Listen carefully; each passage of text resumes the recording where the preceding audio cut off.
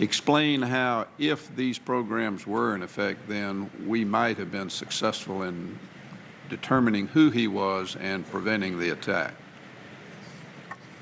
Vice Chairman, let me just start with how we collected on the foreign end of those communications, and it was done overseas in the Middle East, and that's been reported to all the committee in both a classified and an unclassified form.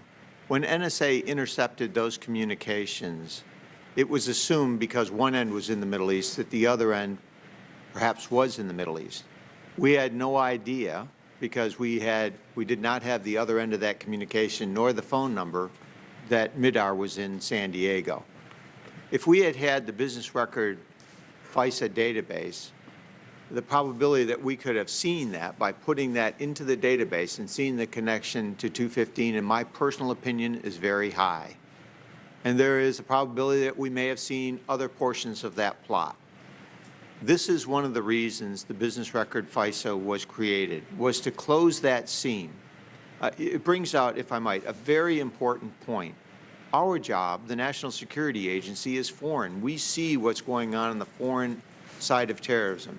FBI is here in the United States. FBI was working the domestic part, NSA, CIA, and other organizations the foreign, and we didn't connect the dots.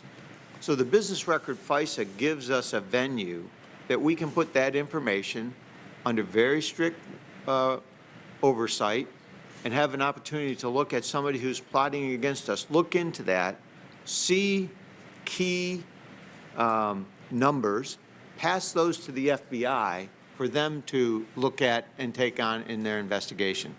In my opinion, if we had had that prior to 9/11, we would have known about the plot. That's my personal opinion.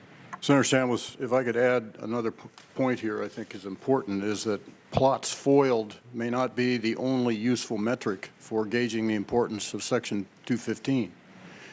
It's also what I would call serves the peace of mind metric, in that in the case of the recent AQAP threat last summer, which occasioned the closing of some domestic or diplomatic facilities overseas, we did have indications of potential nexus in the United States.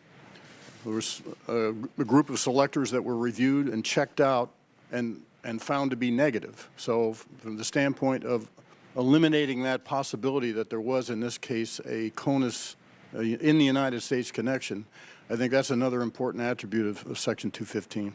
Thank you.